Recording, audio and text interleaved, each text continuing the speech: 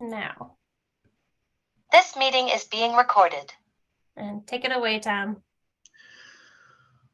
Well, welcome. The subject today is rocks, and it's I guess I didn't realize how many people collect rocks until I decided to do this presentation, and we sent out an invitation to people to submit rocks, and I'll spend at least half the day today talking about rocks that people have sent in or pictures of rocks. But it's one of those things that I've been doing since I was old enough to walk around, as far as I know. My mother would periodically cleanse them as we moved from house to house, but there was always a pile of rocks with me. And if you dared to walk into my office right now, you could almost have an avalanche of rocks on every level surface right now. And even when I'm not doing rocks presentations, there's always some on my desk. So it's a subject that, while it's not in the main line of what I studied as an ecologist, it's geology always kept coming up over and over and over again in my ecological research, and that plus my childhood interest in rocks, they were always nearby in my mind. So, you know, I'm going to start this presentation off, given some of the things I've been reading and thinking about and people I've been talking to recently. Become just aware of these two very different ways of knowing, and the way of knowing that I was trained in, and essentially all of you were, you're all members of a modern society, and it really, that way of looking at the world, sort of, at least a lot of it comes out of the 17th century, and it's really the beginning of the Enlightenment, and a very, very different way of looking at the world, really with Descartes' meditations in 1641, the idea of us as a mind, a human mind, an independent, autonomous human mind, thinking about the objects of nature, and nature as a mechanism we can take apart and look at and understand how it works. That's really the way I was taught, and I love science. It gives me goosebumps quite often, actually, working in science and reading about it. But that's one way of looking at the world. The way of looking at the world that preceded that is one that really goes back to the dawn of human history, whenever that was, or whenever you want to draw the line. Homo erectus goes back 2 million years, Homo sapiens not that far. But that understanding of the world that I would have, looking at the hoodoos, which are out west, I would say these are, you can see little cap rocks up there. They're really hard rock up here on top, and that protects the columns from being eroded, which is much softer rock below. So there's a sort of practical scientific understanding. This is Bryce Canyon, and according to what I've found is some native peoples in the area think that petrified remains of human beings sanctioned for bad behavior. Just think about that. How many bad things have you done in your life? You'd have to stand there for all eternity.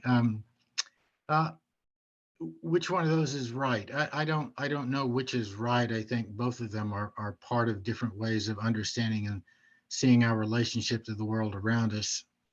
And I just wanted to read you one thing. It's a book that I've just finished a few days ago, and a little part of the book talked about stones. This is from the book Sand Talk by Tyson. I'm sure I'm going to slay the last name, Yucaporta, and he's telling you about Max, a Tasmanian Aboriginal boy. And Max says that stones to me are the objects that parallel all life, more so than trees or mortal things, because stones are almost immortal.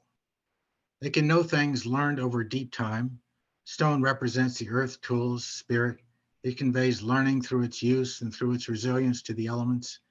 At the same time, it ages, cracking and eroding as time wears it down, but it's still there, filled with energy and spirit.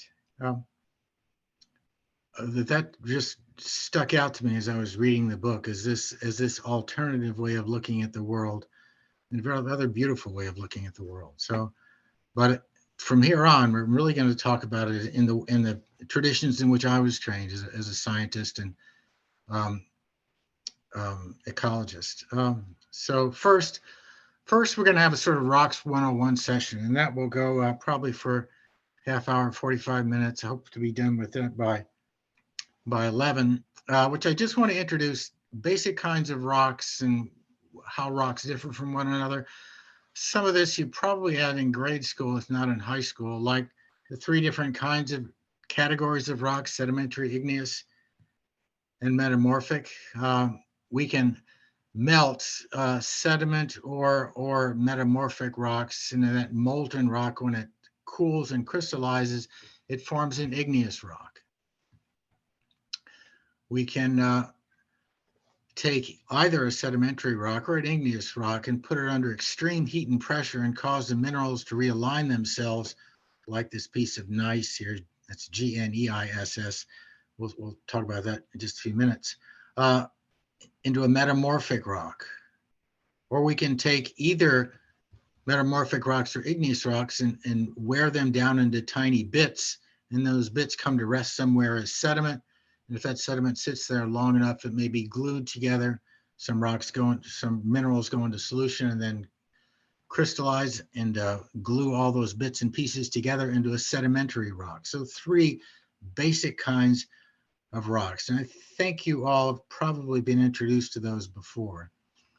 This takes it just a little bit farther. We're going to look at igneous rocks right now and the minerals that make them up. So a piece of granite, if you look closely, is made up of many, many, many tiny little crystals all together. It's big enough you can see them with the naked eye, but small enough you're really hard to see them in great detail. Each one of those is a mineral crystal, and we can look at crystals like quartz. This is called the Bowen reaction series, and what it's referring to is that if you take a body of molten rock or magma and start to cool it, the first thing that will, or the last thing, I should start at the other end, but we're starting at the cool end. At very low temperatures, quartz crystallizes out. A little bit higher up, you get muscovite or white mica. It's sort of the common mica, if you've ever seen that, sort of flat, transparent plates. Feldspar, the common pink feldspar you see in granites, and granite is often, not always, but often pink in color from the orthoclase. Feldspar, you can get black mica, not as common as the white mica or muscovite.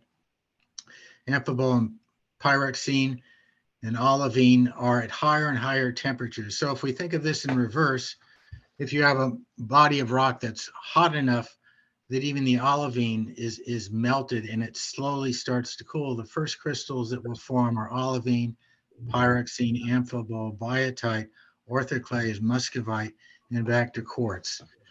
That will come in handy a little later on when we're talking about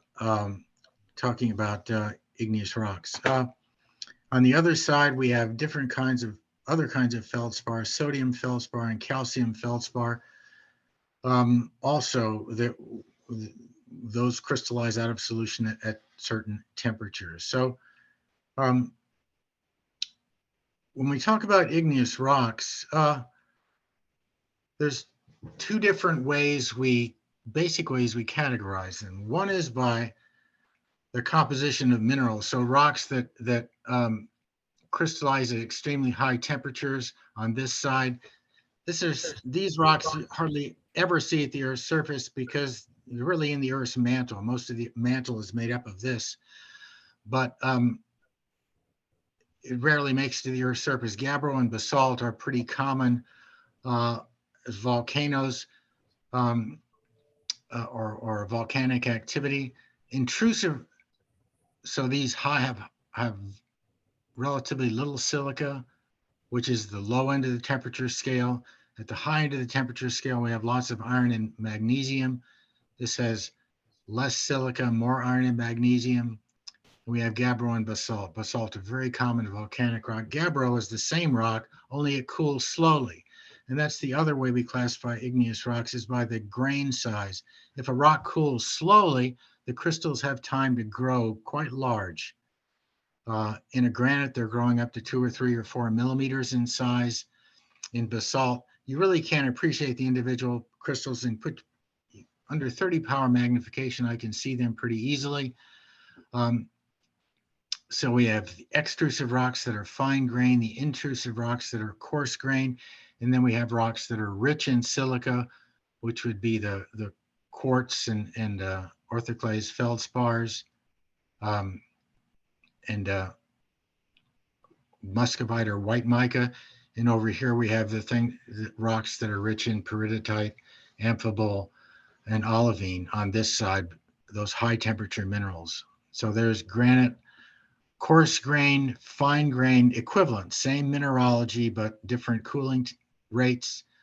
Diorite and andesite, again, same magma, same mineralogy, but just different cooling rates.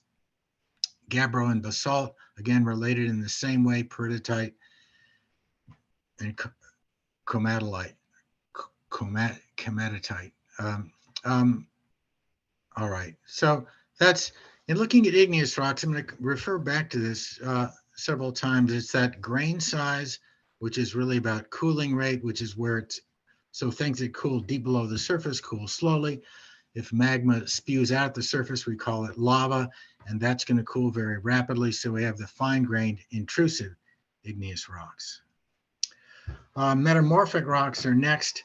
And metamorphic rocks, remember, is you take either an igneous rock or a sedimentary rock and you put it under extreme temperature or pressure. So we could have a chamber of magma here, just liquid rock, and it's hot enough that it's taking this quartz sandstone and changing it into a quartzite, which we'll see a little later. Or the shale is turning into a hornfels, or the limestone is changing into a marble. Likewise, this could be a piece of granite here, already solidified, that changes into a gneiss or a schist.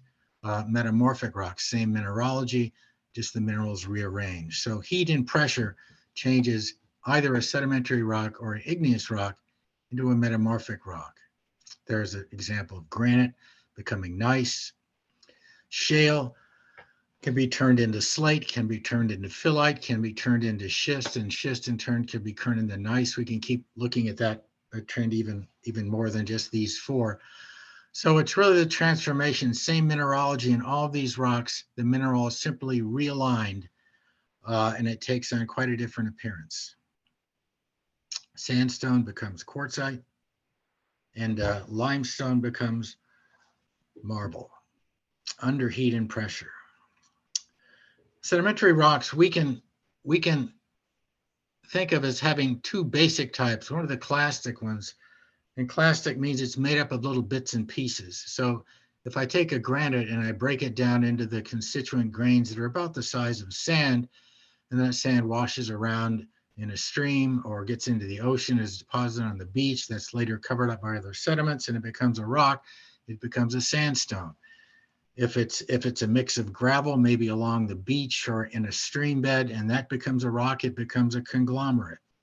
But those are clastic sedimentary rocks. The chemical sedimentary rocks, either biochemical, because organisms are extracting the calcium carbonate from seawater and producing shells, and those become rocks, or chemicals that precipitate directly out of the seawater like calcium sulfate and form gypsum.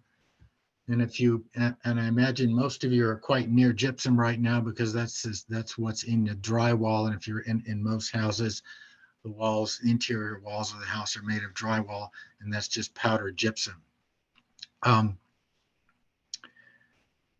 So the chemical rocks are precipitating out of water, either with the help of organisms or directly out of the water, classic sedimentary rocks, or little bits and pieces of rocks or minerals that end up in a sedimentary environment and then eventually turn into rocks. With clastic rocks, we go all the way from conglomerates. Essentially, it was gravel that became lithified or turned to stone, to sandstone, to siltstone, to mudstone or shale. The colors of these rocks are really, most sandstones are quite light in color because most of them are made of quartz sand, and most quartz sand is very light in color, but you can have sandstones that have other elements in them, that have iron mixed into them that causes them to be red. You can have sandstones that are darker in color, some that are snow white, like the St. Peter, I believe it's the St. Peter sandstone you see in Starved Rock State Park. So the colors of these rocks, the colors of these shales are really the colors of the impurities in there that give them that color. So decreasing particle size. We can use that as geologists to infer that sandstones are really, this is near shore sediments in an ocean, typically ocean basins. It could be lakes or rivers, but areas where the water was moving, whereas the mud or shale is in deeper water offshore. And so we can use those also to tell us about the environment in which the rock formed. Conglomerates are probably in a very high energy environment on a rocky beach or a rapidly moving stream. Chemical sedimentary rocks are really quite common. Several of you sent me pieces of chert and flint because they can take on all sorts of different colors. Chert around here is often a buff color. Here it's gray. Chert and flint are exactly the same rock, just different colors and different regional words used to describe them. But that same, this is silica crystallized out of the water. It can form these beautiful things we call agates, or the chalcedony, the inside of a geode, or all the same material, just tiny little microscopic crystals of quartz that precipitate out of the water and lock together into the stuff we call microcrystalline quartz. Again, the limestone we talked about and the gypsum are also chemical sedimentary rocks. And the salt we use in our, to season food is just rock salt, just salt from oceans that with their whole beds of rock salt that are mined and then ground up for our use in seasoning food. So those are the just the basic kinds of rocks. And I'm going to come back and review a lot of those ideas as we look at rocks from various places and review a lot of these ideas. But I just wanted to try to get everyone at least a little bit of an introduction. Some of you have had more of this than others. Some of you may have even studied geology and taken college courses in it, but just to give you a basic understanding of these kinds of rocks. And now we're going to start going places to look at what rocks we find there. And the first couple of places are places that I went in preparation for this. And this doesn't look like a very attractive place in a lot of cornfields. This Route 20 on the left, we're west of Marengo, Illinois, in the western part of the county. In the distance, you see that green line on the horizon. That's the Marengo Moraine. Actually, a rather striking feature. It's several miles away, so it looks small. The glacier was sitting there about 18,000 years ago. And when it was sitting there, the water coming off the glacier created this broad, flat plain. But there was an island of land above the water of those outwash streams. And that's what you're looking at right now. Much of it has been mined away. We're going to look at a quarry in this area directly in front of you. And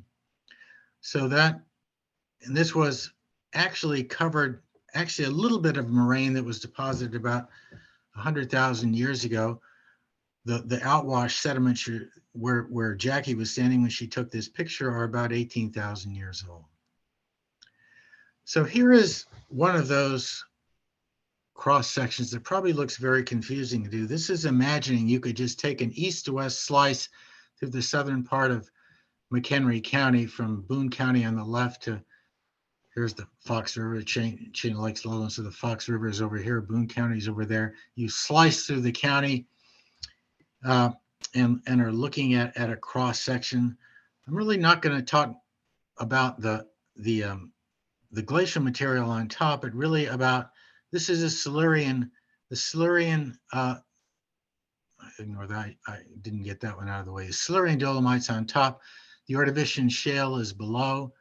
And so the Silurian is up here. Really, you can see that the contact between the two is declining slightly as you go to the east. It's going down in elevation, and more Silurian rock is present under the glacial sediments. And so the eastern part of the Chicago area, all the rock under your feet, if you get through the glacial sediments, is a Silurian dolomite. As you go west, the Ordovician shales are coming to the surface again. I forgot to delete that bit there, just ignore it. This is Ordovician shale below, and the Silurian dolomite is capping the tops of the bedrock here. Now, this uneven contact simply means that before glaciation or during the early stages of glaciation, this rock was badly eroded by streams or by ice, creating a lumpy surface. In places, the Silurian dolomite stood out. In places, the Ordovician shale came to the surface. So here is a map of that. And this map, think of this map as if you could get in an airplane and look down at the county, eliminate all the soil and trees and human artifacts, and and the bedrock was, all the Ordovician bedrock is this very light pinky color. The darker pink is a Silurian rock, and this is the rock that that is immediately below the glacial material. And our quarry is right there. It's that tiny little outcropping of Silurian rock right there. We were standing out in the outwash plain here, looking back at this in that first little video. This is a close-up. This is a paper map, so I just took a picture of it. There's that tiny little Silurian outcrop there, and that's what we're going to look at here. So now we're inside of this area. This is an old quarry, and so this level up here is where the trucks would drive in. The pavement essentially is just the dolomite bedrock. As we pan around, we can see that the rock that we're getting to here is very thinly laminated. Now this is all dolomite bedrock, all Silurian dolomite. This is very thin. It doesn't have any fossils in it at all.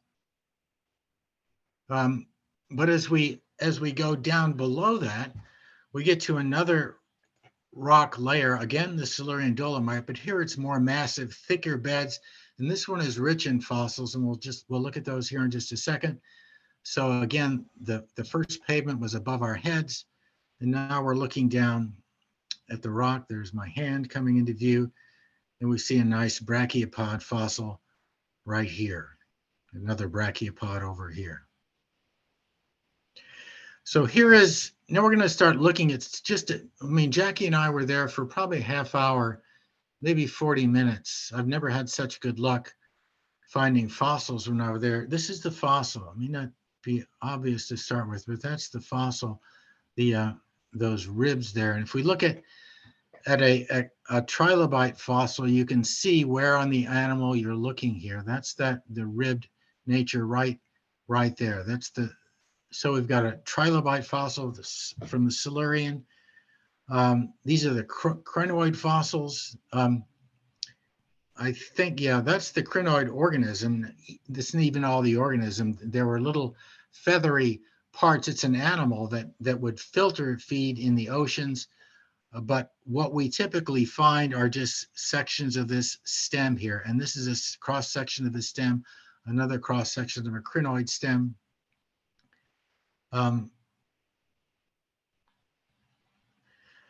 This is a worm burrow.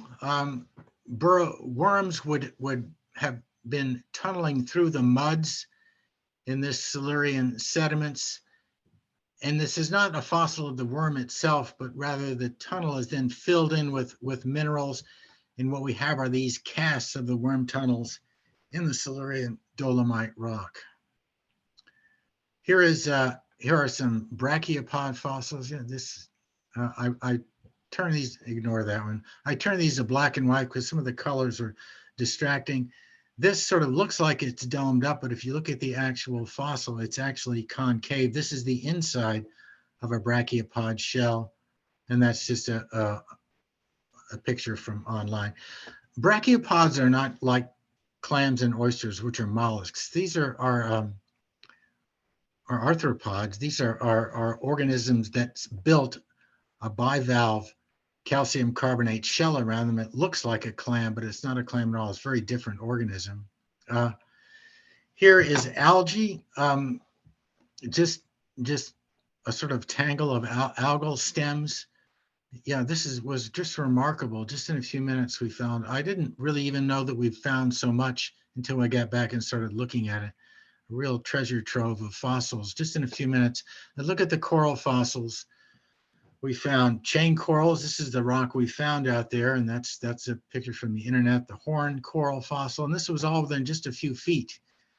And then the rugosan or colonial rugosan coral, all these different corals just within a few feet of one another in the Silurian bedrock. And sponge fossils, these rounded domes. This one was harder for me, but I had a little help from a fossil collector that I went out with there a couple of years ago. But these are sponge fossils. Okay, so that's our Silurian dolomite, and those. I'll talk a little bit about fossil correlation later on, but the reason we know it's Silurian bedrock isn't because it's limestone or dolomite. It's because of the fossils. And because we can find those fossils in many different areas of the world, and the same collection of fossils is always present in the marine Silurian rocks. And so we know it's a Silurian rock by the fossils we find in it. We'll come back to that here in just a minute. So now we're going to go to the shore of Lake Michigan. I honestly could have taught the entire course with rocks I picked up in about a half hour along the lakeshore. One of the advantages of glacial country is that, the glaciers picked up stones all the way up from, the Hudson Bay area of Canada and carried them down and left them just here and there all over the place in the Midwest. And we find them all along the beaches of Lake Michigan. I'm only going to look at a few of those because I don't want to spend all of our time on my rocks. I want to spend more of the time on the rocks that you've given me. So now we're going to start looking at a geologic map again. This is a map of obviously of the Great Lakes. This CD line here is a cross section. We're going to look at that right here. We have these are rocks of the Pennsylvanian around 280 million years old here, along the fringes here in Mississippi, and about a little over 300 million years old. The Devonian rocks, again, middle 300 million year old rocks under Lake Michigan. And then here, this ridge here is the Silurian dolomites we've already been looking at. They form this arch under Michigan. This is called the Michigan Basin. The sediments accumulated in the Paleozoic season, they were so heavy that it just crushed the crust of the earth and formed a basin. There's our Silurian dolomites we were just looking at. There's the Ordovician rocks that are more common in the western part of McHenry County and out toward Rockford. And my question to you, as you could just see that and listen to me, the expert, and say, well, I guess people just know that, but how on earth did anyone figure that out? And in fact, people figured it out quite a long while ago. I don't mean thousands of years, obviously, but early in the 20th century, even late 19th century, they were starting to figure out this sorts of formation, this Michigan depression here. And how could they have done that? They couldn't drill all the way down there to get all these layers of rock through the state of Michigan all the way down thousands and thousands of feet. How did they do that? So I want to take you through a quick series here. So we have three layers of sediment: blue, a green, and a red. And I want you to type into the chat which one of these layers of sediment is the oldest. Just put it in the chat, and I can wait just a minute. Think about it. These are layers of sediment, one after the other. Which one came first?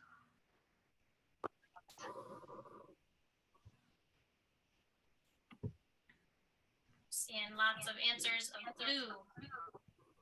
The blue comes first. Now it makes kind of common sense to us, whether you were actually, this is called Steno's Law, an Italian monk quite a long while ago. I don't remember exactly the date, came up with the first one to recognize this. Actually, I like to pause at this point because you think that's simple. I think it's simple. When Steno came up with the idea, it was actually part of a revolution in human thought. Because you have to look at the earth as a body that happened in time, not just, like morning to evening, but happened over incredibly long periods of time to form these incredibly thick layers of rock one on top of the other on top of the other. This is a tremendous change in the human understanding of the earth that's sort of, we can gloss over it, call it Steno's law and think it's just common sense, but it wasn't common sense at all to human beings up until fairly recently. And it's a part of that scientific rational way of looking at the earth. Again, not the only way of looking at it, but it's a part of that new way of looking at the earth. So we now, this is, the blue is older, the green is younger, the red is younger than that. How do we know how old it is? Well, we know relatively how old it is by looking at the fossils. And so this is a simple thing I took online here. So this seabed in Europe is the same age as the number one bed in Australia, not because they're in the same position locally at the top of the hill or the bottom of the hill, but because they have the same fossils. The number 3 bed in Australia shows up here as the D bed in Europe. Why? We know they're the same age because they have the same fossils. So we can relatively date older to younger, and then we can use fossil correlation to say what geologic age these belong to. Generally, the boundaries between these ages represent extinction events in the Earth's history, when life rearranged itself and a lot of new species evolved after that and old species disappeared suddenly. So let's think about, this is a picture of the Michigan Basin, very simple picture, and we're just going to give it 3 rock layers. We're going to call them red, green, and blue. So the question is, how did geologists more than 100 years ago figure out this structure, this basin structure, when all they could see, so the basin structure from the map sort of looks like a bullseye. All they could see is this. They saw the Pennsylvanian, the Mississippian, and the Devonian. They could recognize those layers, but all they could see is that. How did they get that out of this is the question. And so let's think, so that's a basin. It's deposited, it erodes down to this. And so that's the Michigan Basin. So why isn't it this? I mean, you can have sediments that are then buckled upward like that by movements of the Earth's crust.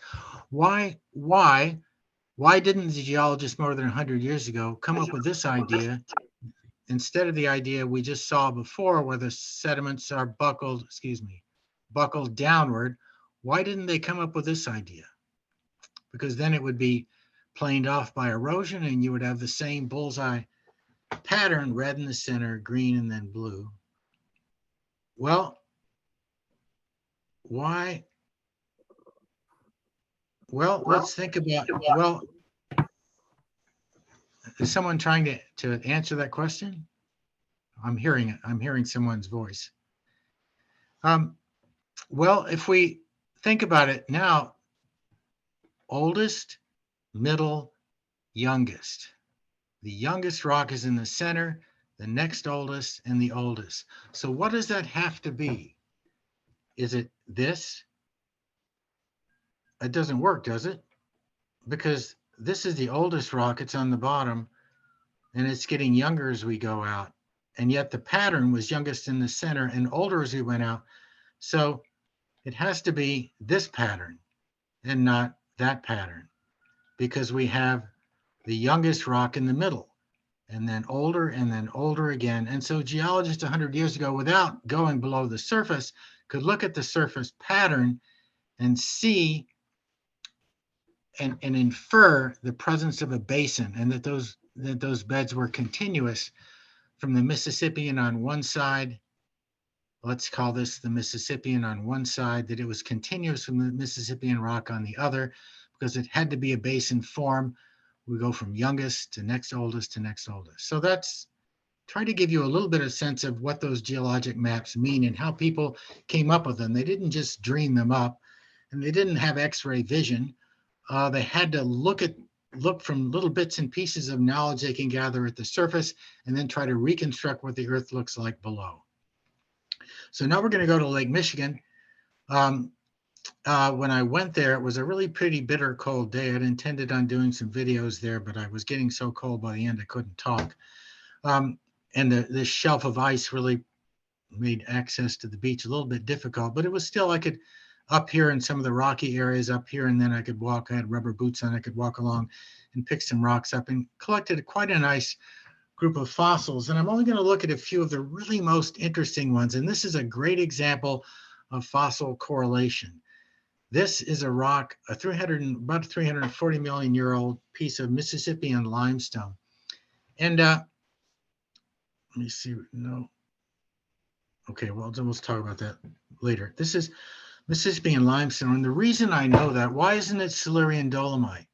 Well, these are crinoid fossils. We talked about that before. They were present in Silurian. So that fossil doesn't tell me, but this one does. Look at these little, they look like little wood screws. They're even better when you can look at them under the microscope. These are called Archimedes, because Archimedes was the Greek fellow who invented the screw as a pump system for pumping water. And so paleontologists named this fossil for Archimedes. This is like a cross section of it, and you can barely see the sort of veins of the screw on the side. This one shows a really good screw fossil. So that's Archimedes, and Archimedes tells you it's a Mississippian fossil. So by fossil correlation, I can tell this came from obviously it was broken off by a glacier and then dropped in the lake, and the lake then deposited along the shoreline. But we know it's a Mississippian rock. We'll look at one of our listeners today sent in pictures of, or actually gave me a little sack of rocks, and one of them looked like this. It's called amygdaloid basalt. And if you remember what basalt is, no, I don't have that picture. Basalt is a lava flow, fairly rich in iron and magnesium. So it's the amphibole, peridotite, olivine crystals in it, high temperature minerals, typically darker in color, dark gray. But look here, what we've got here, we've actually got two different basalt flows, one on top of the other, separated, but it looks like a little weathering rind, that this basalt flow, and then that was exposed to the surface long enough that it started that some of those iron-rich minerals broke down, released the iron, you get that little rusty color, and another basalt flow came on top of that, a little bit different in its mineralogy, so lighter in color. Here's basalt. Basalt often has this, because it's a lava flow, it can have holes in it. When that lava comes to the surface, the pressure is reduced, and any water or air or gas in the basalt then forms bubbles. And if those bubbles can't rise to the surface and escape, they are trapped as the lava solidifies, and you can get vesicular, that's what they call vesicular basalt, just full of little bubble holes. But sometimes those bubble holes actually fill in with minerals, water seeping down. You know, water had to move pretty slowly, but seeping down through the rock, depositing minerals, filling the holes in what's called this amygdaloidal vesicular basalt. I love big scientific terms. You want to remember these so you can drop them on somebody at dinner time today. Amygdaloidal vesicular basalt. So the vesicles come from air bubbles. The amygdaloid filling comes from minerals that are precipitating out inside of the holes in the basalt. Very common beach rocks, because they're so incredibly hard, they almost never weather away. Quartzite, probably one of the most common rocks I find along the beach are these little beige pieces of quartzite. I always wondered what they were, and just never really looked at them that closely and thought about it. I thought maybe it's some sedimentary rock, but it's not. It's harder than steel. It's quartzite, and so it's a metamorphosed sandstone. It takes its color from whatever impurities are in the rock. Here's the same, basically the same color. And this one you can see preserves the sedimentary beds of the original sandstone. This one looks a lot like the purple, red purple quartzites of the Baraboo Hills. I don't quite know how the glaciers could have brought something to the Baraboo Hills, but there may be other quartzites that are closer to the Lake Michigan basin that the glacier brought down and dropped here. So quartzites, metamorphose, sandstones, really common along the lakeshore. Oh, I always love these along the lakeshore. These are rocks. They're just man-made rocks, fairly recent. You find pieces of asphalt. Because asphalt, you never see in these sort of rounded, water-worn rock-like forms. They always really strike my eye. Actually, rather attractive. Probably little bits of Silurian dolomite that were mixed in with the tar to make the asphalt. Bits of brick with some of the mortar still left on it, and weathered bits of concrete. Probably some piers or foundations that were undermined, or maybe concrete that was dumped along a lake shore to stop erosion. Ends up in the lake, gets tossed around and rolled around and becomes a flat rock deposited along the lake shore. Now, these are rocks that come from Jackie's recent vacation. I think that was last year, about this time, wasn't it, Jackie? So she's going to chip in a little bit here and there. This is Mount Vesuvius, world's most famous volcano, I guess. This one erupted during Roman times, and it's quite unusual in that there was actually an historian there named Pliny the Younger, distinguished from his father, Pliny the Elder, who actually saw it and recorded it. And he talked about a cloud. And this is the volcano. So he is over here, looking at this happening, looking across to see what's happening over here. The cloud could best be described as more like an umbrella pine. And what he's referring to are the cedar of Lebanon, and maybe deodar cedar also, that have this very distinctive growth form. Umbrella pine than any other tree, because it rose high up a kind of trunk and then divided into branches. Imagine that this was because it was thrust up by the initial blast until its power weakened and it was left unsupported and spread out sideways under its own weight. And then a little later, he recorded this again. This was from his house he was staying in. We had earth tremors for several days, which were not especially alarming because they happened to often in Campania. But that night they were so violent that everything felt as if it were being shaken and turned over. My mother came hurrying into my room, and we sat together in the forecourt or the front yard facing the sea. So we actually have someone who saw it, and obviously a much longer narrative that he sent after the volcano. And this is what's happening in Italy. The African plate, plate tectonics, the earth has a number of semi-rigid plates that are moving around and running into one another. And here the African plate is running into the Eurasian plate, and Italy is right here.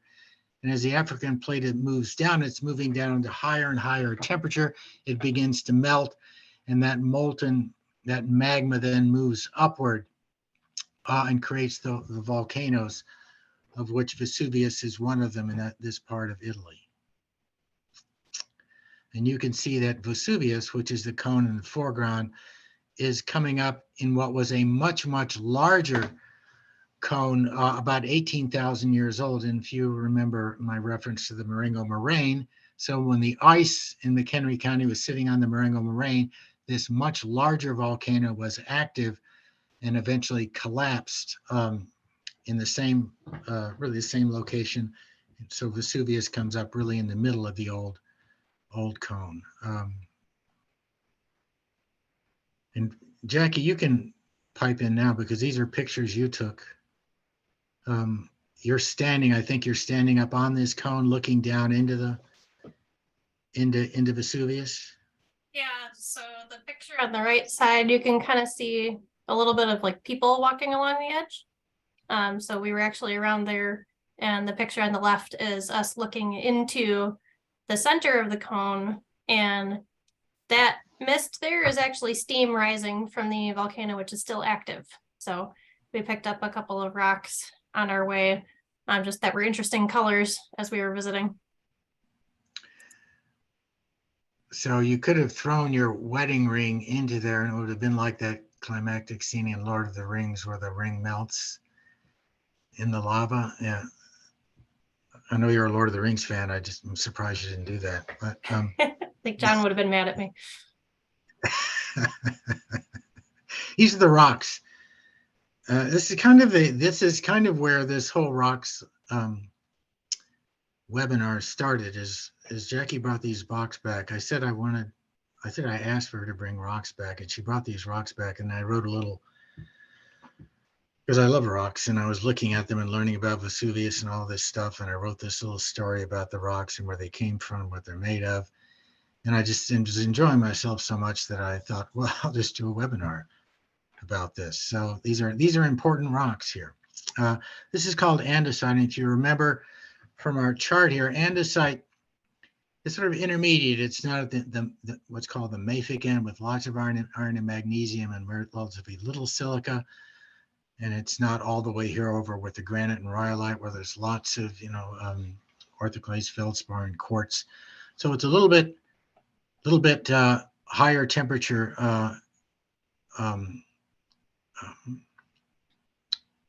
minerals that are crystallizing out, slightly different colors, probably just in various differences and slight differences in mineralogy.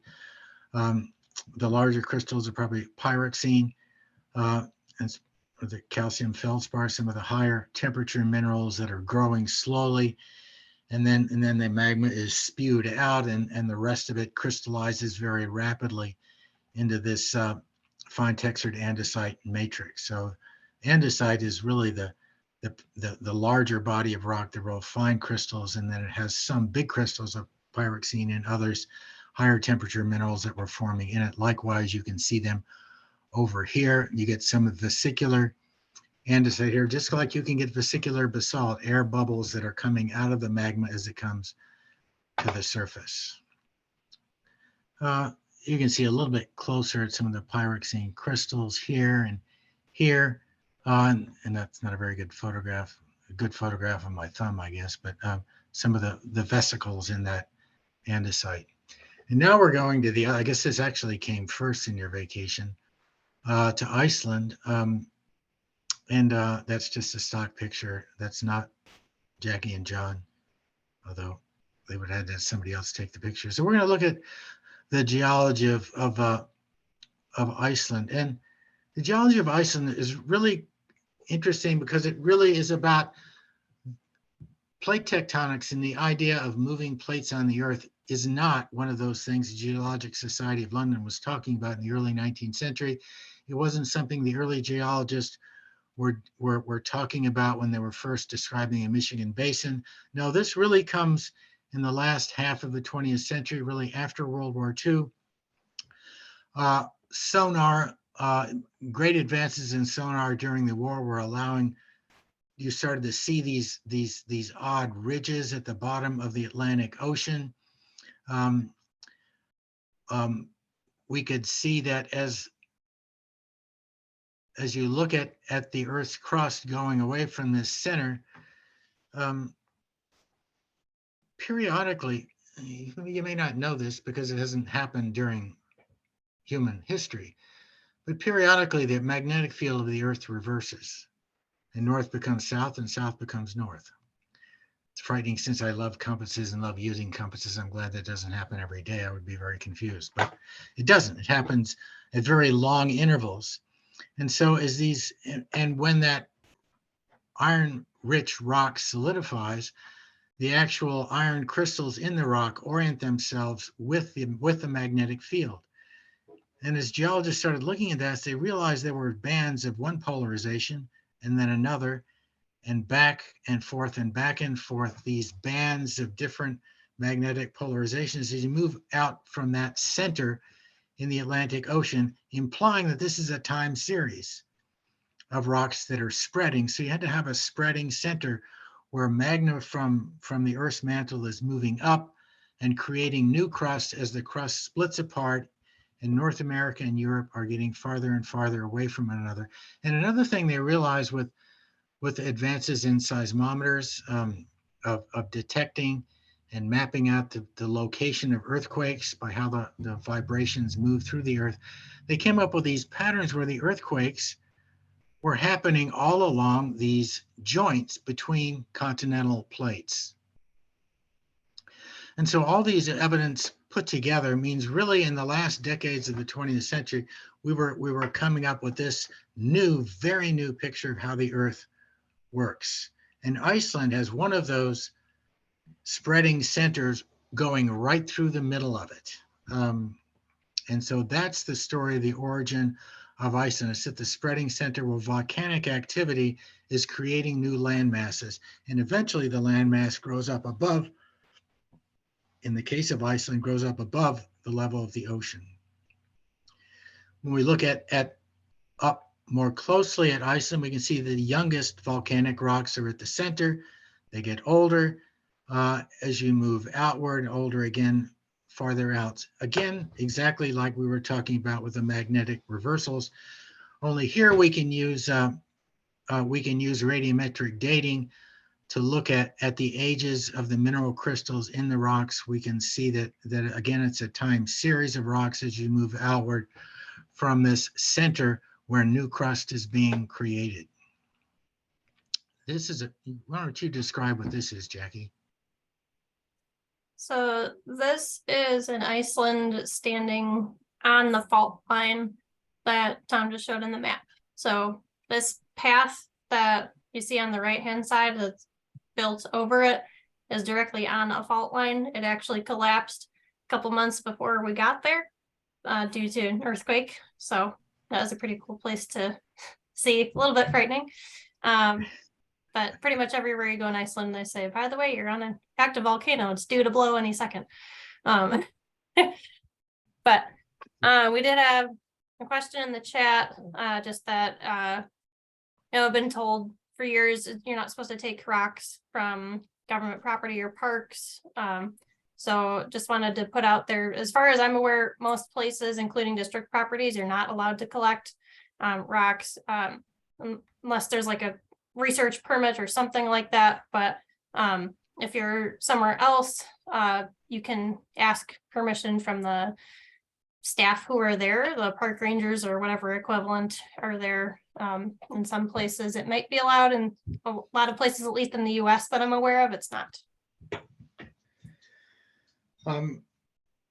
Yeah, I guess that's a good subject to talk about. I guess it's something that all of us, most people listening to this podcast have done, but in certain places where there's high visitor traffic, and it's probably not a good idea to just collect rocks because eventually all the nice ones leave. Places like the lakeshore, there's a huge supply of rocks constantly washing up on the beach. But anyway, this is all right. So here we're looking at Iceland basalt, vesicular basalt here. The mountains in Iceland are made up of layers, and they're made up of layers of basalt flows, the liquid rock flows, but also eruptions that were just spewing out masses of ash. And that ash, as it solidifies and becomes a rock, is called tuff. So we have layers of the darker basalt and the lighter colored tuff. And some of the mountains, I've seen some pictures. I couldn't find a good one for this presentation. Have that. You can see that layered light dark striping of the mountains in Iceland. The basalt, as it cools, often forms this peculiar hexagonal columns, and it's called columnar basalt. Not focusing on the whole geology of Iceland here, just some of the more interesting bits. But we do have a rock that Jackie brought back, and unfortunately I'll have some real close-up pictures. It was a polished rock, very clear, beautiful, white to clear polished rock. It's called Icelandic spar, and where it comes from are joints in the rock. Again, this is a very active geologically, where faults are not uncommon in the bedrock, and geothermal water, so water heated, is coming up through here. It's dissolving some of the minerals, some of the calcium in the rock as it comes upward, and then as that water spews out on the surface, the calcite crystallizes out into this pure crystalline form of Icelandic spar, which has this peculiar characteristic of doubling an image. Jackie's was polished into a round, so you really couldn't use it for this, but a pure piece of Icelandic spar has this optical property of doubling an image. So this is a chemical sedimentary rock that's formed in basically a volcanic area.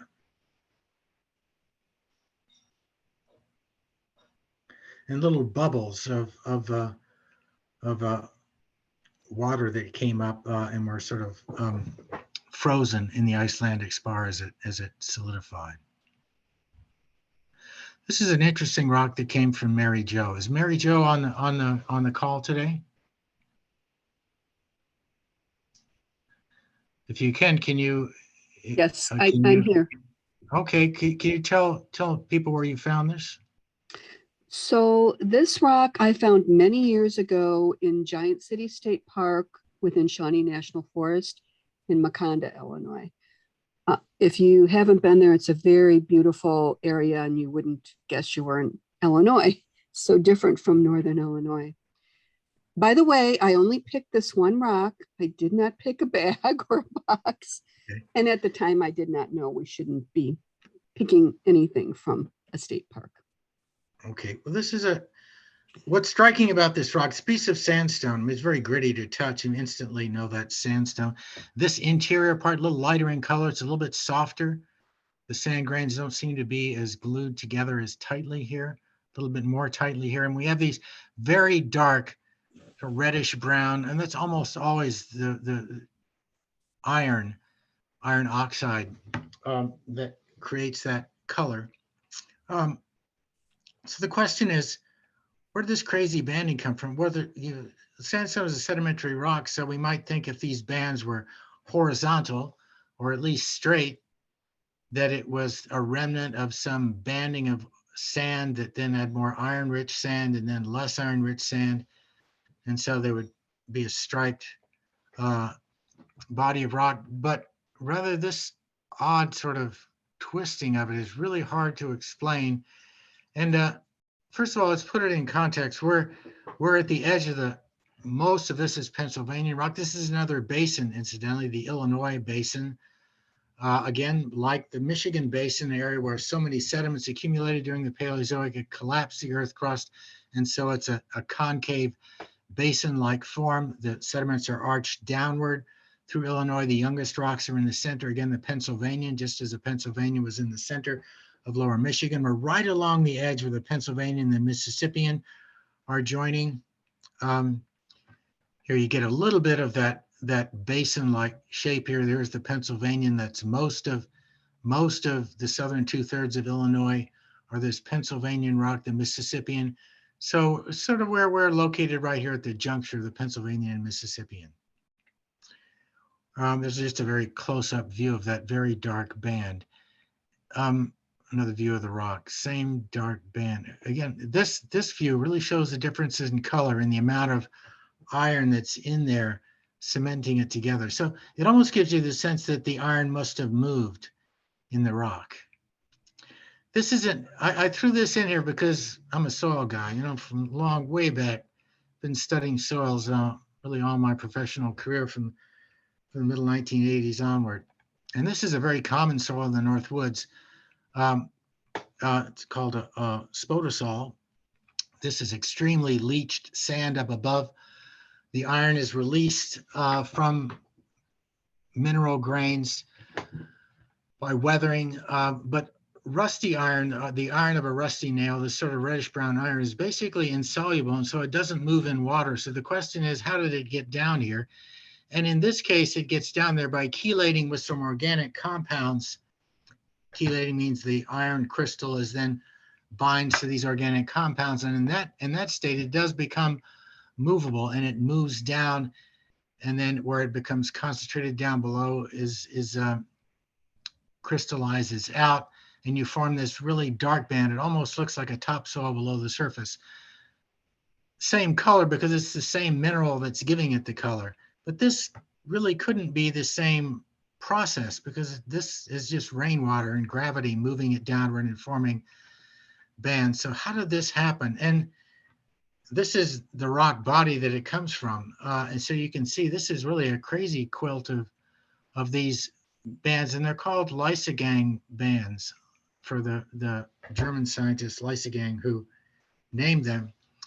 And there is no really agreed upon theory of how this happens. There is, though I did run into another wonderful scientific term that you'll want to memorize and use 3 times tomorrow in a sentence. Ostwald-Lysogang supersaturation nucleation depletion cycle hypothesis for band formation. So again, Ostwald-Lysogang supersaturation nucleation depletion cycle hypothesis. And it has to do with the migration of iron in that stone and precipitating in those bands. It would take a much, much better understanding of geochemistry to know how that happens than I have, but so I'll leave it there. But this is where it came from. It's really a part of a whole body of rock that has that peculiar banding colors. And this is a rock that comes from Susan, one of my buddies from my days at the Arboretum back in the 90s. Is Susan on the line?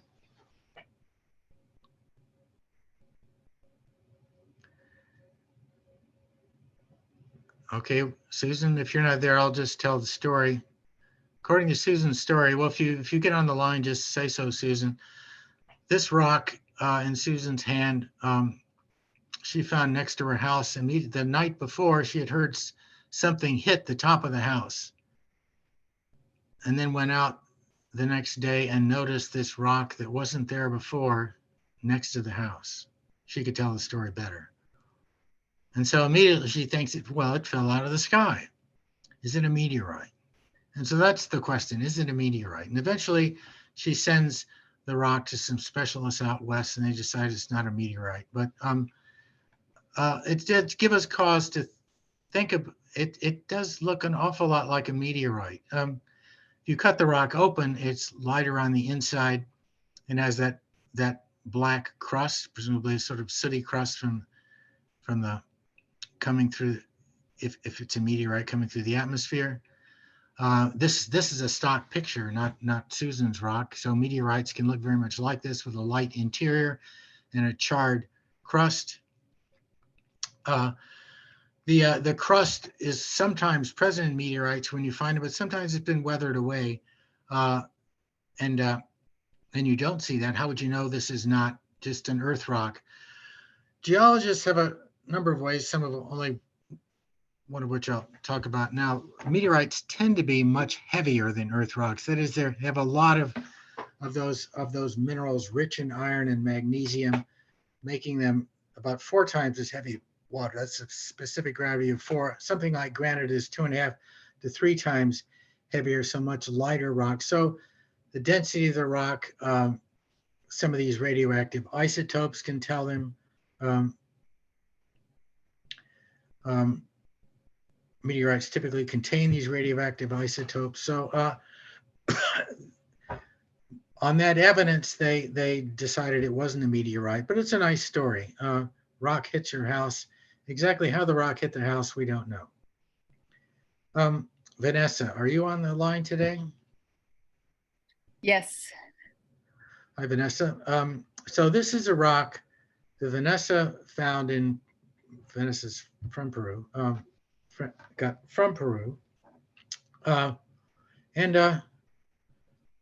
Vanessa was born in Peru.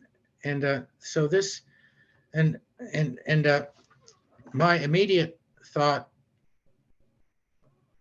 was it might be, I'll talk later about what my immediate thought was. So This rock, I thought there's some phyllite exposures nearby, and I thought it might be phyllite. And phyllite is easy to recognize. You see how that shimmers? This rock doesn't shimmer, does it, Vanessa? No, it doesn't. No, it doesn't shimmer, so it's not a phyllite.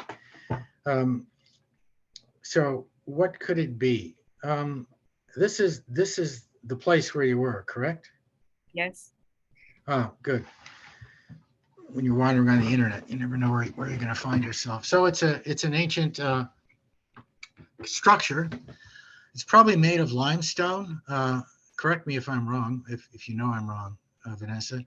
There is a bed of Cretaceous limestone about 3,000 feet thick that forms much of the bedrock near where this structure is today. It's right near the coast, isn't it? Near the coast, near Lima. Yes. So probably they were mining the limestone. Limestone is used as a building material all over the world. So that tells us, and this is just a little closer up look to it. And I'm wondering, some of these rocks are sort of grayish in color. This is a really cool. So this is what's happening in Peru. This is what's happening in Italy too, but this was specifically about Peru. This is like probably for grade school, but it's such a cool thing. I wanted everyone to see this. This is the Nazca Plate, the Pacific Plate going under the South American plate, and it's melting, and that molten magma is coming up and forming volcanoes in the nearby mountains, and then it erodes downward and leaves this core of rock below. So that's a really cool picture of what happens along these continental plates. Maybe neither here nor there in identifying our rock, but I wanted to show it because it helps to visualize. So here's a geologic map. Here are the Cretaceous sediments. They're this green color right along the edge here, and looking up that formation, it's mostly limestone. The structures were somewhere in this vicinity near Lima. So limestone would have been an obvious local rock. But when I looked at it, the first thing I thought was it must be fossilized pizza from this view. I'm sorry, I shouldn't laugh at my own jokes, but it was such a perfect triangle, I couldn't help myself. But it turns out that the rock is more pyramidal in shape. It's three-dimensional, and we can look at here. It seems to be layered. There's a little close up there, so that it's a sedimentary rock. It's layered. It's a sedimentary rock, but it's also sort of massive. It looks here. It's sort of a three-cornered pyramid. You know, maybe not terribly easy to see the light that makes this face look a little bit lighter than this face. And what I'm thinking is that this is a fragment of the building stone that when people were making, I'm coming up with this, I mean, you can contradict me or whatever, but that when people are making this structure, they are shaping rocks and there are fragments of this limestone left around, and that this is a fragment of the building stone. I can't test, I can't scratch it and test it with some acid to see if it's limestone, but it's obviously seems obviously to be a sedimentary rock. It's near what seems to be a limestone structure. So that would be my guess here for that rock, would be a piece of limestone. Limestone can be a number of different colors. It can be very blonde, very almost whitish, because calcite is white. That's the major cement that makes limestone into a rock. But other minerals can be in there. Limestones often contain quite a bit of clay because they're an ocean sediment, and clays can be washed into the ocean and become a part of the limestone, and that can give the limestone any number of different colors. Yellowish browny colors are pretty common. The Galena limestone, if you drive west on Route 20 toward Rockford, you'll see outcrops of the Galena limestone that have a beautiful yellow sort of tawny color.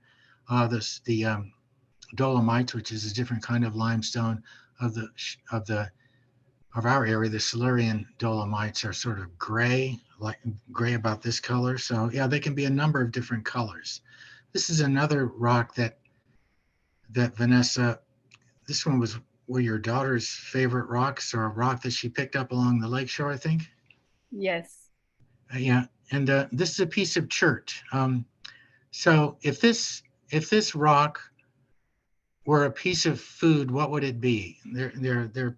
Type your answer into the chat. I know what I think when I look at this rock. It even in person, until you hold it in your hand and it's hard, it has the same sort of surface sheen to it as the piece of food that I'm thinking about. Are you getting anything, Jackie? Some answers. Caramel, peanut Oh, yes. butter, potato, Well, chicken nugget. peanut butter. That's one. Yeah, sort of maybe old peanut butter is dried out a little bit. That's not quite as shiny. That's it. I was thinking of caramels. You know, you take the little cellophane wrapper off, and it has that same what's called vitreous sheen to it in rock identification. A vitreous sheen, like caramel. Um, this is is a microcrystalline quartz.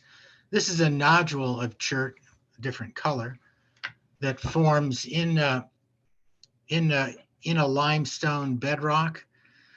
So probably this piece of chert was a nodule in the Silurian dolomites. It's a common source of chert in our area. It's often in glacial, when I dig holes looking at soils. Chert is really common rock to find in the soil because the dolomite weathers away. It dissolves, whereas the chert doesn't, and so it's left behind.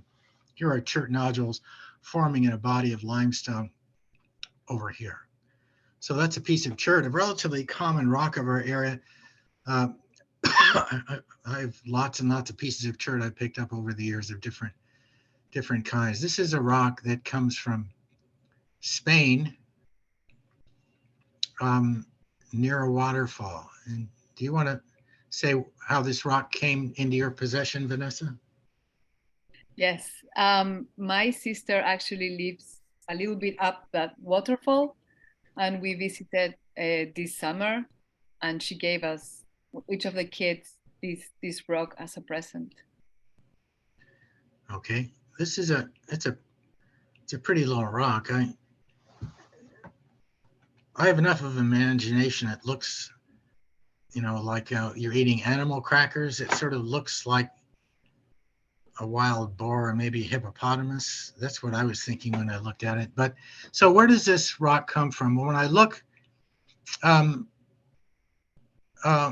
there's the pool where the water's coming. So look up. There's woods up above, and this area was not glaciated, and so the soils that are formed up above. This is a limestone bedrock. The soils that formed up above are weathering out of limestone, but they're weathering over very long periods of time. And I remember working in Alabama years ago, and there were soils derived from limestone that are actually quite acid. Not extremely acid, but definitely acid, even though they weathered from limestone, which is very alkaline rock. Eventually you weather all the calcite out of the soil, and end up with a rock that or a sediment that's slightly acid. So the water coming out of that forest could be slightly acid in pH. And so I think what's happening are just some pictures of the ridges here. And here is here's our we're located right here up near the coast. It's the northwest coast of Spain. The rocks are ridged, and those are the ridges, the outcroppings of this largely limestone and these brown areas of rock here, and that's about where we find ourselves at the waterfall. So I think what's happening here is that this limestone is dissolving. This is not from that location. I just found these to show some solution features in limestone where the limestone is being dissolved by rainwater, and you see these holes opening up in the rocks, or these solution features in a rock here.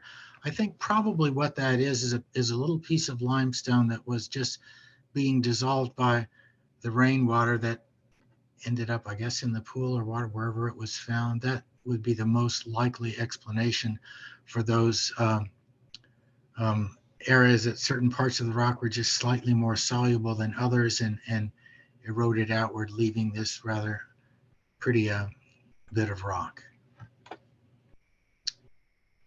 And I think, okay, so a dolomite or limestone with solution features.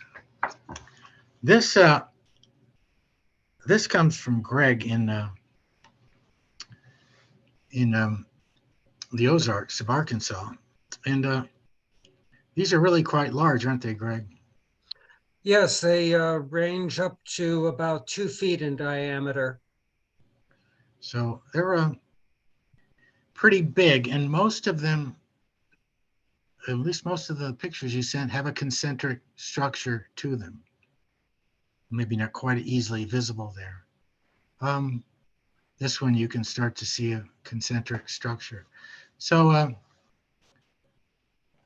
on the food theme, I don't know why, I got on a food theme when I was doing this presentation. I think there's a striking resemblance between these and rolled up crepes, but that would imply that there were giants during a Silurian who made these rocks, which probably isn't very likely. But what we're looking at here is a really strange shape, a shape that doesn't seem to make any sense as a sedimentary rock. Why would sediments be deposited in a circle like that?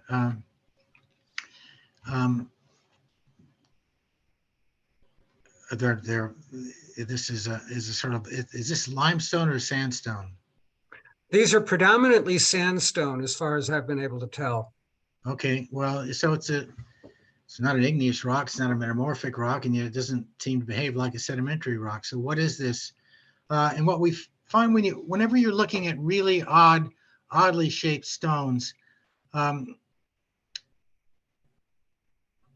mean, we can find, this is Ball Beach in California. I guess Jackie said there were beaches in New Zealand that had these big balls on them. And what these are concretions.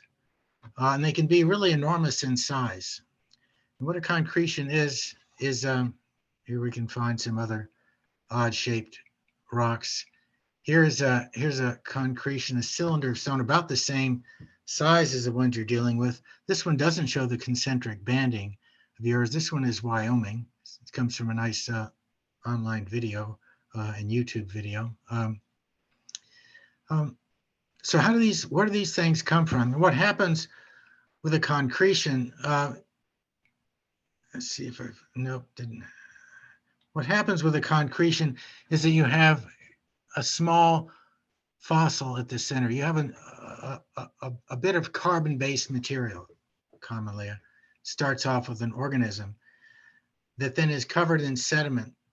And as that organic material begins to decompose, the carbon that's released as carbon dioxide, oxidized by decomposing bacteria, that carbon dioxide in the water forms a bicarbonate ion that then links up with calcium in the water, and before calcium carbonate that begins to crystallize around this slowly decomposing bit of organic matter. And so encasing the bit of organic matter in layers of calcium carbonate. That's at least the most common description for how these concretions happen. Even though the actual organism may have been very small, but the concretion keeps growing and growing and growing. Exactly why they stop growing at a certain time, and often the rind is harder than the surrounding part, where I went through a lot of websites and a lot of reading, and it doesn't seem to be any real general universal theory for exactly how these things form. But the idea of the fossil at the center is at least a common phenomena at the center of these concretions. This one, the geologist here really, and there might have been some organic sediments in the stream that started this, but in any event, these concretions grow within the bedrock. they're not igneous, they're not metamorphic, they're actually sedimentary formations that are growing within the bedrock.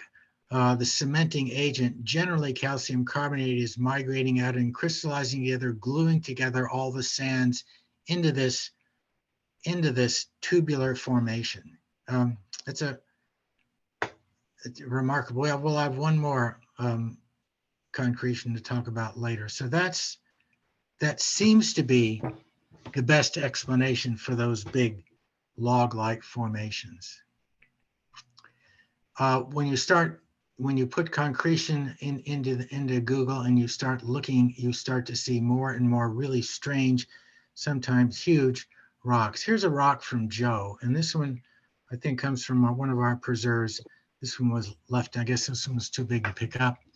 Yeah, those are leaves there, so this would have been a pretty heavy rock.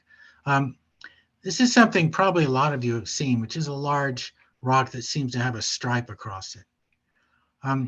The stripe is probably mostly quartz and orthoclase, pink feldspar across here, and the rock has a lot of darker colored minerals. Hard to tell exactly what the rock is. But the rock, so we start off this story, this rock was a solid mass, and then it cracked. And then another magma was injected along the crack, pushed these two pieces apart, and then solidified. So this is an intrusion into the rock, and that's where you get that banding structure. This is we're calling it a dike here on a larger scale. The dike of rock moves up along a fault and then solidifies, and you have a band of rock there. So that's how these form there. If you start looking around, you'll start to see these not uncommonly amongst igneous rocks, you'll see, or metamorphic rocks that were then subsequently faulted and then liquid rock injected into them. So those banded rocks and igneous and metamorphic rocks are typically that means of formation.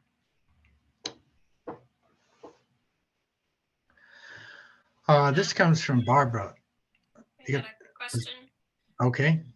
So the previous rock with the column that Greg was talking about, we had a question. So why The columnar form, what was the nucleus? A stem, trunk, petrified log?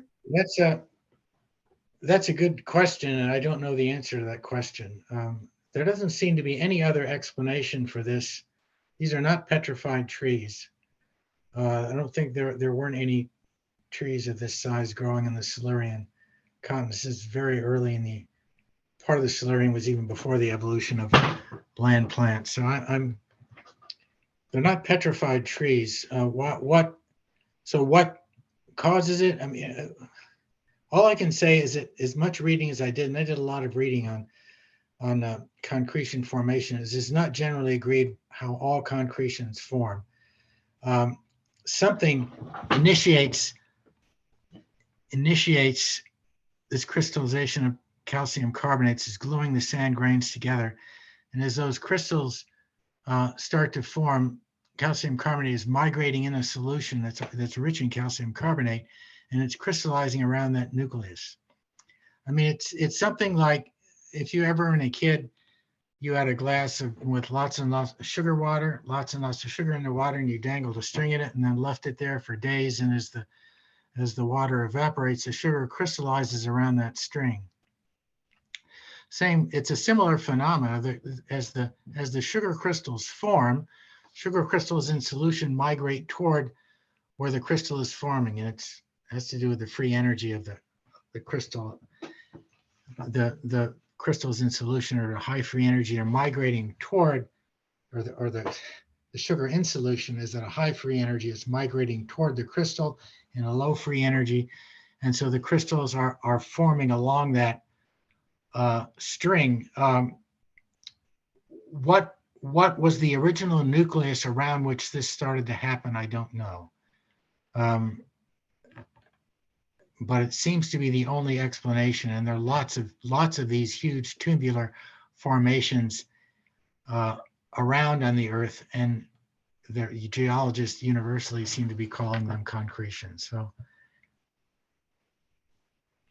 that's our stripe rock.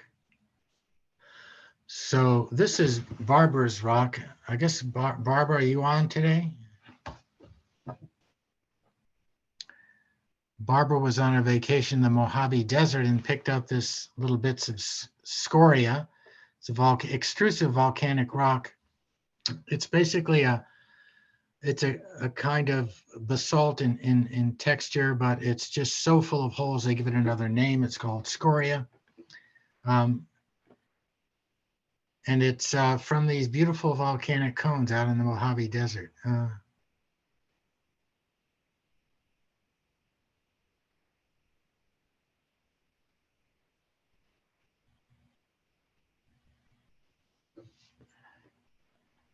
You see the little gullies that have begun to form as rainwater washes down the slopes of these cinder cones. Here's another really odd shaped, oh, I never corrected that. This is not basalt. I originally thought it was. Oh, that's good, because this rock really sent me on a wild goose chase, really, because I looked at it and it was dark, it was smooth, it seemed hard to touch, and I wasn't going to try to break it. So I assumed it was a piece of basalt, and I looked at it under the microscope and I saw all the little crystals in there, and it gets lighter in color as you get to the center, and I'm trying to come up with some explanation about cooling magma. Yeah, I was really build up the whole explanation, and then in working on the on Greg's concretion, I saw this picture and I looked at it and I said, oh no. And I immediately realized the mistake I'd made. And then I went back to Beth's email. Beth, are you there? Well, if you're not there, Beth picked this up in near Mattoon, I think, Illinois. It's Mississippian rocks there. And I realized this was another concretion. They're actually quite common in the Pennsylvania and Mississippian formations. And after doing that, then I went back, and with a tiny little needle, I could tease away these sand grains, meaning it's not an igneous rock. It's glued. The crystals are glued together with calcite. Again, probably in the center of this, there at least was an organism that there may be a fossil in there. Often the organism degrades completely as the concretion forms. So inside of every concretion isn't a fossil, but there could be a fossil inside of it. But this really weird form, you hear the outer shell of it is broken away, something hit it. And this interior part seems to be a bit more solid and glued together. The outer part broke off, leaving us this almost cone shaped. Or I was coming up with all sorts of explanations about what this could be. So there may be a fossil organism inside of that, or there may not, but it's a concretion of Mississippian age. Again, not really a good explanation I can find of why this part is quite rough to the touch. The outside is very smooth and polished to the touch. That's not unusual for concretions, but exactly how that forms, I don't have a really good explanation.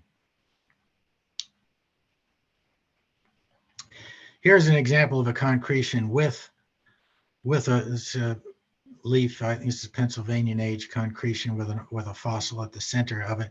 I mean, the organic matter isn't there anymore. The carbon is gone, and that may have been a part of creating, the initial calcium carbonate shell that encased the fossil to begin with. So there's a story for the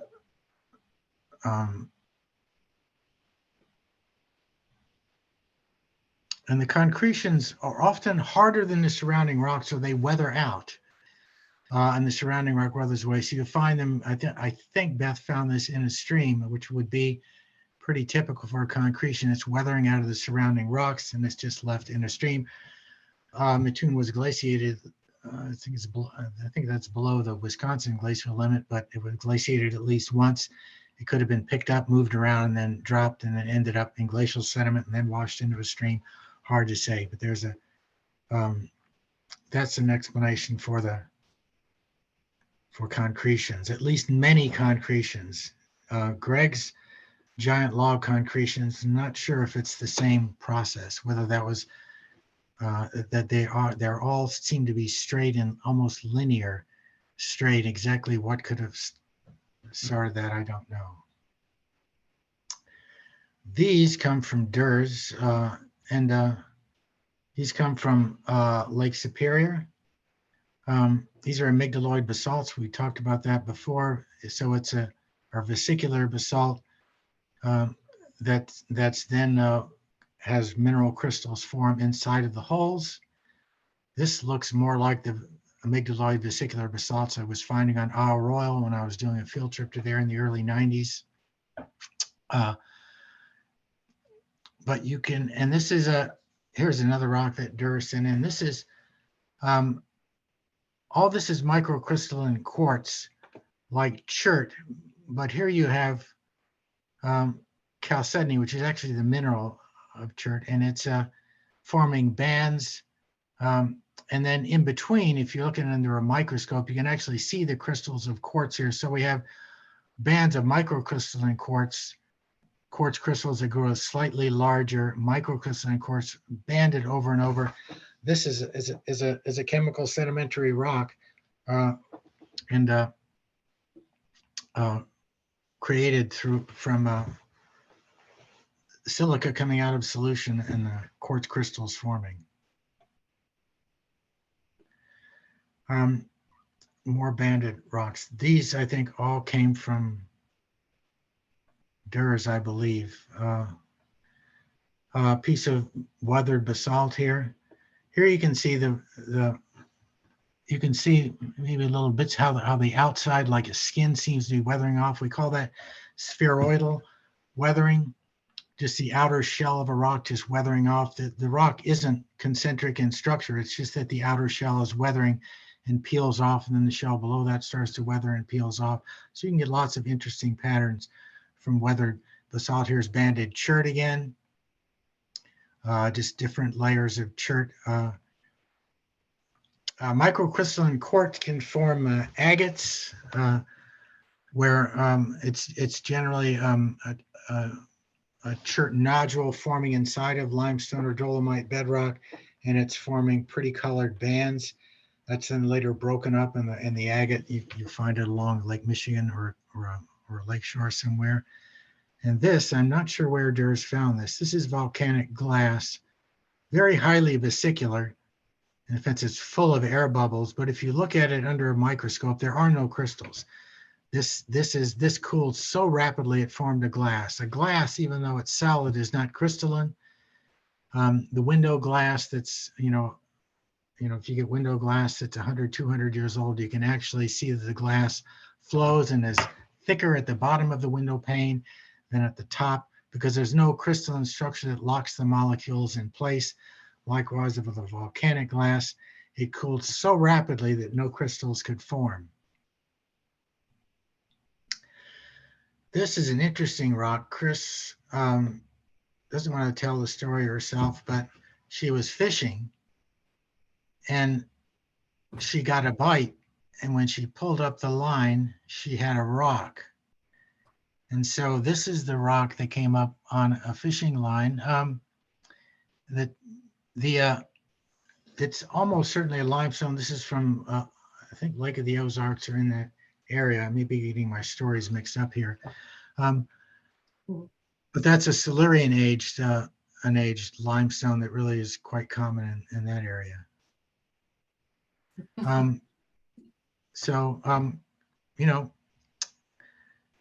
Interesting rock, interesting way of coming to find your rock. I've gotten hung up fishing on a lot of rocks, but I never actually brought one up on a line. And this rock, excuse me. Okay, just kidding.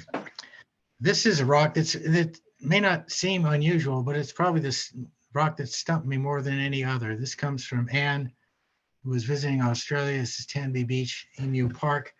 Kind of on the, I guess, sort of the northwest coast of Australia. I think I've got some, that's pretty beach. Just some pictures of the rock. What it is a lot of big pieces of feldspar. Big chunks of feldspar, and they're glued together what appears to be calcite. It's fairly soft. With a needle, I can flick grains away from the cementing agent, so it's not an igneous rock. But it has these huge crystals of feldspar, which actually originally must have formed in an igneous rock.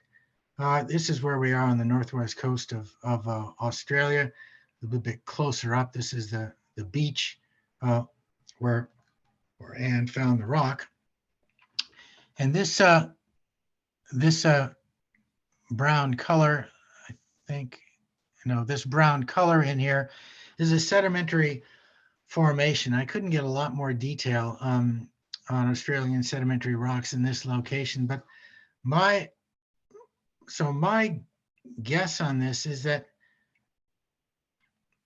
this could be what's called a clastic sedimentary rock. In other words, it's a bunch of rocks that are then glued together with calcite cement, much like a conglomerate. These are very huge crystals in here. You could call this a conglomerate, I guess. But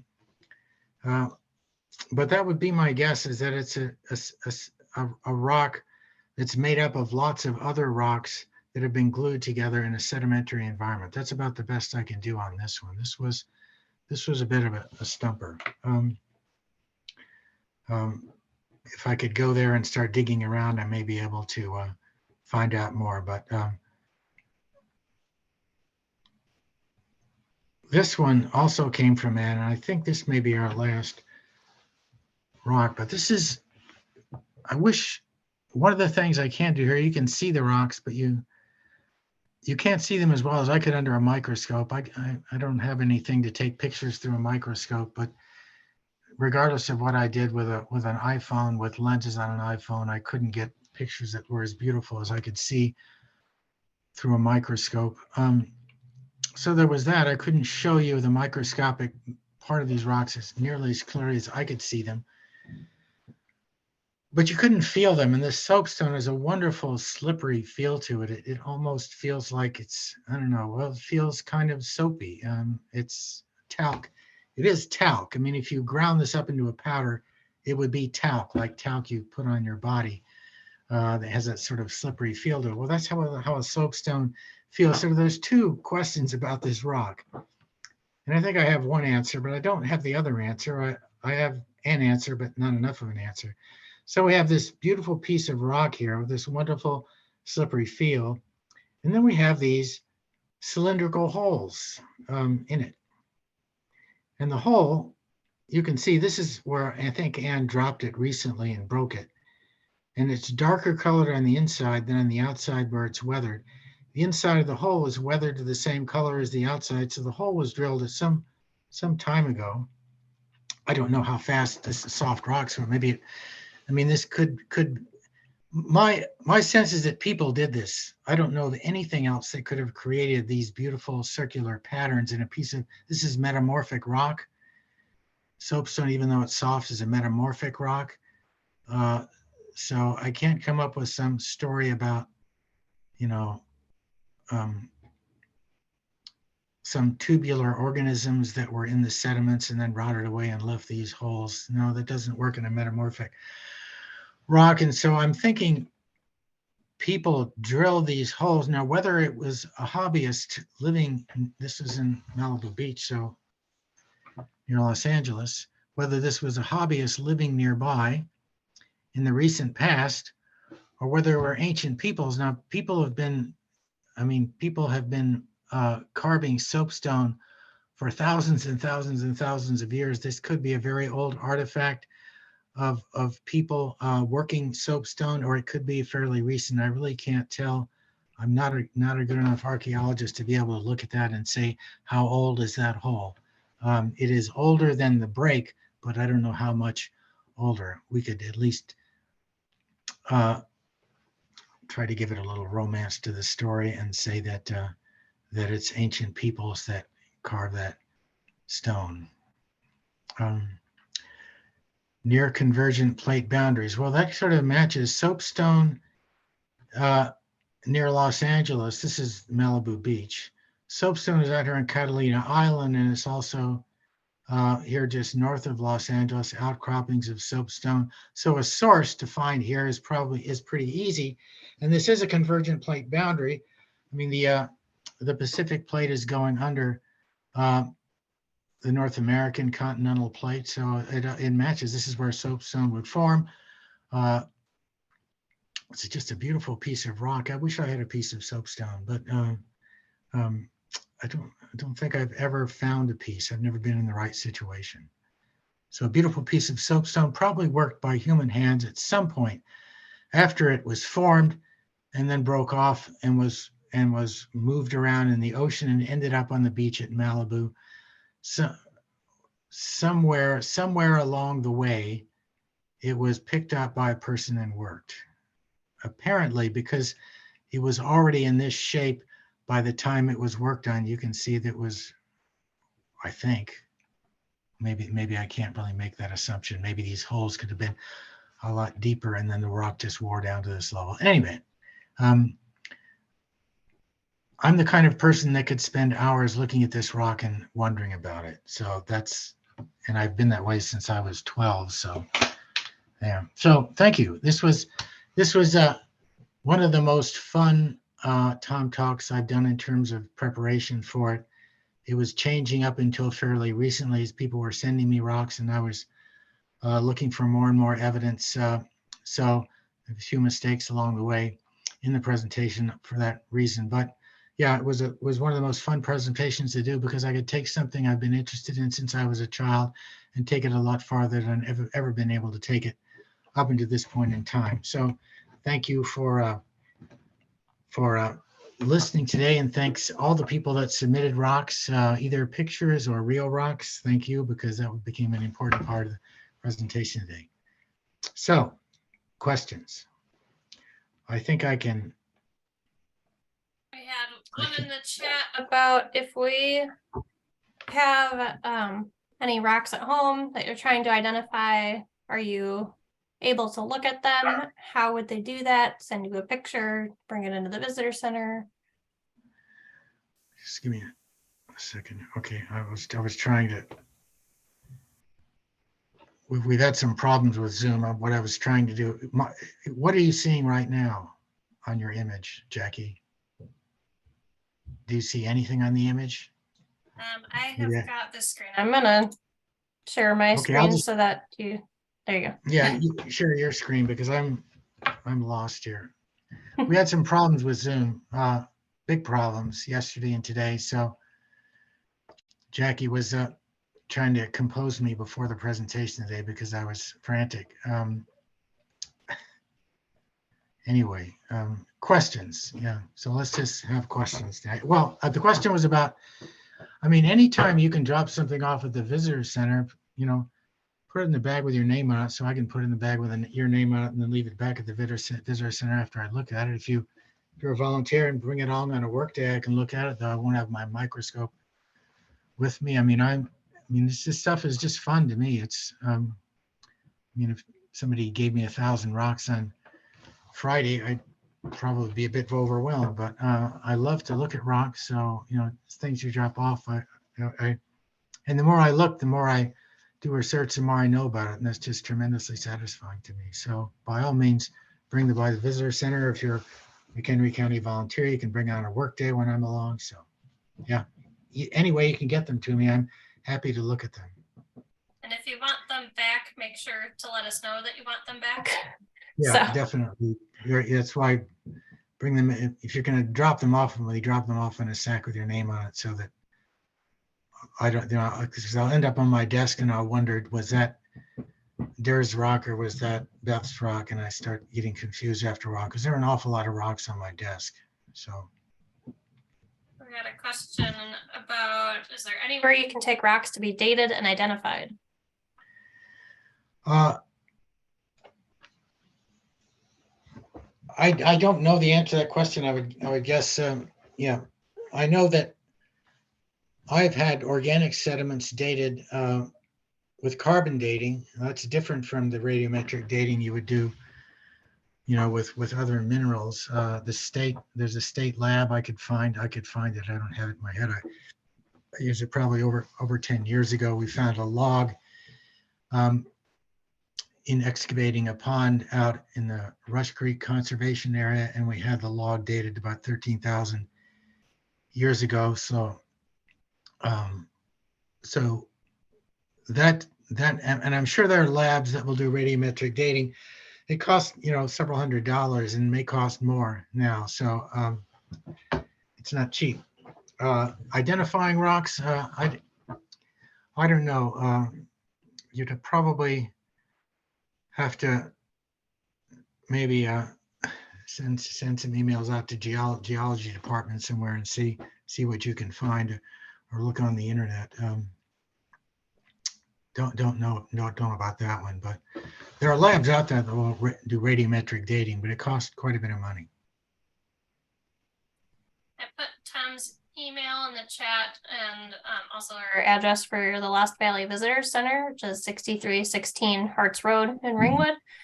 So anytime during normal business hours, you could check our hours on our website. They do change slightly seasonally. So I think we're open a little shorter in the winter time. So feel free to keep adding questions in the chat. We're still 10 minutes early, so we got plenty of time.